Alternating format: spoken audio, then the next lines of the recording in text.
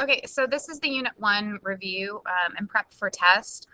If you don't need to watch the video, please don't. If you're feeling confident in this and you want to just check your answers against the gradebook, you're welcome to do that. But if you need some review, then that's what you're going to watch this for. Or if you need some review on just a couple of the concepts, remember you can always fast forward or rewind to those points. So this unit, we learned about creating equivalent fractions by multiplying and dividing. Remember our rule of whatever we do to the numerator or denominator, we have to do to the other. So if we do something to the denominator to find an equivalent fraction, then we have to do that same thing to the numerator. Otherwise, we aren't keeping the fraction equivalent. We compared fractions, again, with finding common denominators, with knowing our numerator rule. If our numerators were the same, we looked to the denominator, the smaller denominator is the larger one. We also looked at when the numerators are different but the denominators are the same, the one that has the larger numerator is the larger fraction.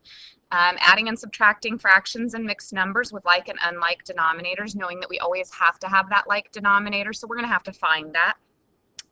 Making reasonable estimates of sums and differences for fractions. So that's just where we either round up, round down, thinking about if it's close to a half, leave it a half. If it's more than a half, bump it up to a whole number.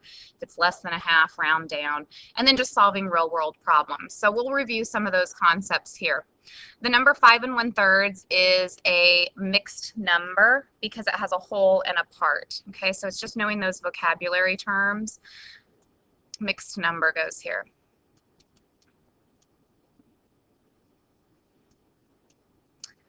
A half and 1/12 are equivalent, not equivalent fractions. They're not equal, right? They're unit fractions. They're unit fractions because they have a 1 in the numerator. Okay, to compare 2/5 and 5/6, first rewrite them as equivalent fractions with a common denominator. Remember, we always need that common denominator.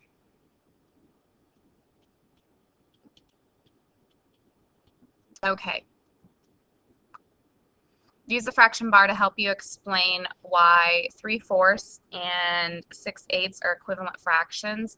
I would do this by saying if I were to go through and divide each of these in half, like so, then this is how I'm going to get my 8s. Okay, so when I divide these up in half, this is how I get 8s. And then I can see that my 8s, right, 1/8, 2/8, 3/8, lost my pen, 4/8, 5/8, 6/8 is the exact same thing as 3/4. So that would be my explanation for that one. Explain how you know that the sum below is not reasonable without actually computing the sum. Think about the fact that 8/10 is almost 1, whereas 1/7 is smaller, but this 35/63 right here is equal to almost a half. That's about. This is a symbol for about 1/2, whereas 8/10 is about 1 whole. So I know based on estimation that that's not going to be right, okay? It's not large enough to be the sum of 8/10 plus something else. I would be almost to a whole, if not over a whole, when I actually would compute those. If you want to double check it and actually work that out, you could, okay? I would suggest on a test that you do that. There's no reason not to, even though it says explain how you know the sum's not reasonable without computing the sum. If I was taking a test, I tell you what, I would be computing that sum and using some of that information to my advantage. That's just a test-taking strategy. Remember, when you're finding equivalent fractions, that's using our rule of whatever we do to the denominator, we have to do to the numerator, so multiplying. Multiplying by 2 is almost always the easiest thing to do, so then I would get 10/16 here. I would pick another number that I'm really comfortable multiplying with. It could be 3, it could be 5, it could even be 10. Don't go crazy. We don't need oddball numbers. If you chose 3, you would get 15 18ths, right? So that would be a possibility. If you chose 5, you would get 25/30ths. So you just decide what you're really comfortable multiplying with and stick with that. This one you could actually do division on. You could divide by 3 and divide by 3 and actually simplify the fraction to get 3/5. So that would be one way to solve that equation.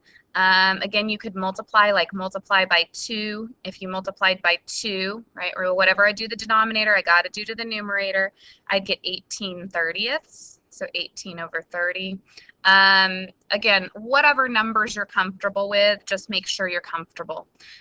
This one, number 8, 2/10, I could simplify that. I know both of these are even numbers, so they're divisible by 2, which means if I divide them by 2 again, I would get 1/5. Sorry, 1/5. Okay. Again, I could multiply by 2 and get 4/20ths.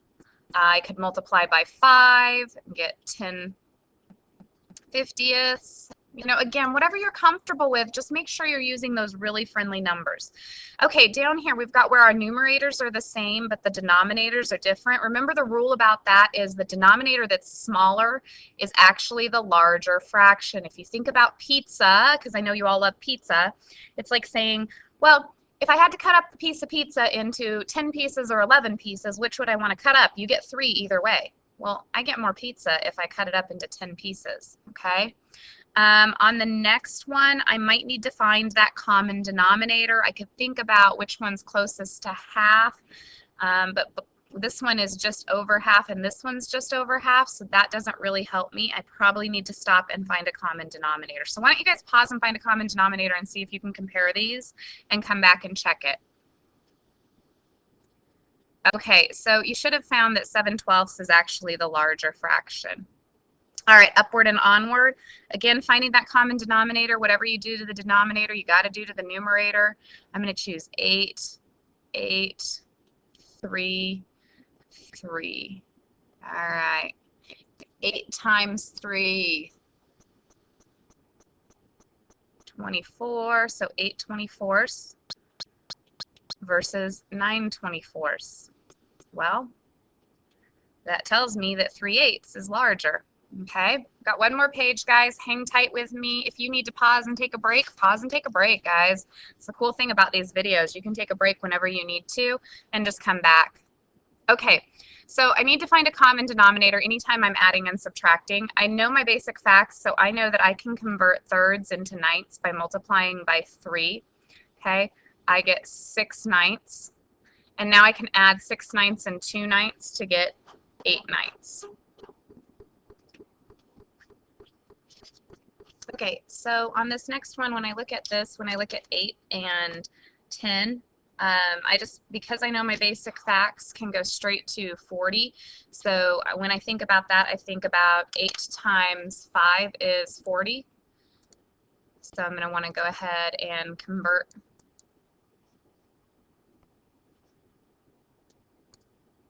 Oof. My smaller pen here. Convert that to 40ths. Sorry, guys. A little technical difficulty there. Multiplying by 5, multiplying by 5. I get 40ths, 25/40ths. Multiply by 4 to convert 10ths to 40ths. So I multiply my numerator by 4. 12/40ths. When I actually subtract out, I get 13/40ths as my final answer. Okay. 7 1/5 minus 2 1/3, I'm going to convert to 15ths, multiply by 3, multiply by 3, multiply these by 5, 5/5. Okay, so I get 10/15 and 3/15. Can I take 3/15 and subtract 10/15? No, so I have to borrow. I'm borrowing one whole. One whole in this case is equal to 15/15. So now I'm going to add 15/15. So I get 18/15. I've got 6 then and 18/15. So I'm going to rewrite my problem. 6 and 18/15 minus 1 and 10/15. I'm just rewriting to clean up some of my work so that you guys can see what I'm doing. 18 minus 10 is 8, so 8/15. And I left myself enough space for my whole number. 6 minus 1 is 5. 5 and 8/15. Okay, moving on. Again, why don't you guys find some common denominators on these next 3 problems and come back and check your answers, okay? If you get them incorrect, then we can talk about those further in class. Okay, welcome back. You should have found 3 and 29/42. Okay, so 42 is my common denominator. Again, multiplying this one by 7 by 7, over here by 6 by 6. Okay, and then adding the 2 numbers together. This one you should have found it was 1/2. You would have started by converting this one to tenths, multiplying by 2, so we get 2/10. And then 4 and 2/10 minus 3 and 7/10. You would need to borrow here. This becomes a 3. You did borrow tenths, so it's 12 minus 7, which is 5/10. 3 minus 3. And then knowing that 5/10 actually converts down to 1/2, so finding that simplest form, got to do that. Again, I'm going to convert this one to eighths by multiplying by 4.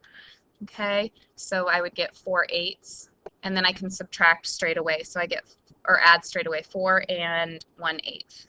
Okay, because I would have gotten 9/8, 3 and 9/8, and then I would have needed to solve over. Okay, again, some more problems here for you. There's some story problems. Zora left late for soccer practice, so she ran the first 5/8 of a mile. Then she got tired and had to walk the remaining 7/10. How far was it from Zora's home to practice? So we're going to add those two, is what I understand from that. So my common denominator, I'm going to take 5/8, and I'm going to add 7/10. So that's my equation, and that's going to tell me distance. Okay. Now I need to actually solve by finding out my common denominator. I know it's 40. I know my basic facts. That helps me find that faster. So multiply by 5 here, 5 here. So I get 25/40 plus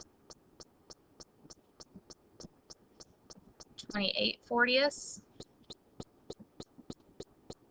Okay, so I'm going to get 1 whole and 13/40. Okay, because I would end up with an improper fraction here, and I could pull 1 whole out. I could pull 40 out. Okay, that would be miles. So make sure you label those units. You'll lose half a point in my class with no labels. Scott has 2 3/4 cups of flour. He wants to make a muffin recipe that calls for 4 1/3 cups. How much more flour does he need? Flour equals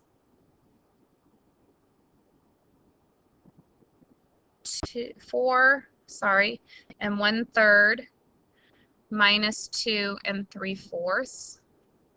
The other way I could write it, I could write a situation equation instead of a solution equation, and I could say 4 and 1/3 equals 2 3/4 plus flour, right, the remaining flour. Okay, so when I go to solve out, I'm going to have to find my common denominator. Common denominator here is 12. So I'm going to multiply this one times 4. So numerator times 4. And this one times 3. So numerator times 3. Okay, so then I get 4 and 4/12 minus 2 and 9/12. I can't do that. I need to borrow. I'm going to borrow from my 4. It's going to become a 3. I borrow 12/12. 12/12 plus 4 is 16. 16 minus 9 is 7/12. So 16/12 minus 9/12, 7/12. 3 minus 1 equals 2. So 1 and 7/12 cups. Again, label your units, please. All right, Jen bought 5 1/4 yards of blue fabric and 3 2/3 yards of red fabric. She gave 2 3/4 yards of fabric to her cousin. How much fabric does she have left? Explain how you know your answer is reasonable. Okay, so it asks for explaining. Remember, the word and should mean add. So you're going to add she gave, which would mean subtract, okay? How much does she have left? So the first thing you have to do, this is a multi-step problem. You guys are at the point where all your step problems are going to be multi-step. So you're going to take 5 1/4, and you're going to add 3 2/3. And then you're going to, once this is done, from that, you're going to subtract 2 3/4. And that should tell you how much fabric she has. Okay, so there's my equation. I know that if I do some rounding, I can get a close answer. So I'm going to say 5 plus 4, because this is almost over half. 5 plus 4, right, is 9. Minus 3 is 6. So my answer should be around 6 yards. Estimate about 6 yards. Okay, that's about what my answer should be. And then I'm actually going to go ahead and solve. I have to find my common denominator. Okay, so I'm going to go ahead and do that. It's 12. So multiplying by 3, my numerator and denominator on fourths, and multiplying by 4, my numerator and denominator on thirds. Okay, that gets me my 12ths. Okay, so I get 5 3/12 plus 3 8/12. Okay, so I get 11/12, 8 11/12, and then I'm going to subtract 2 3/4. I'm going to convert that to 12ths as well by multiplying by 3. Multiply by 3, I get 9/12. So 11 minus 9 is 3/12. And 8 minus 2 is 6. I can simplify 6 1/4. Okay? So she does have about 6 yards left. So, or sorry, 1/6. 6 1/6. Okay? Yards. IDS.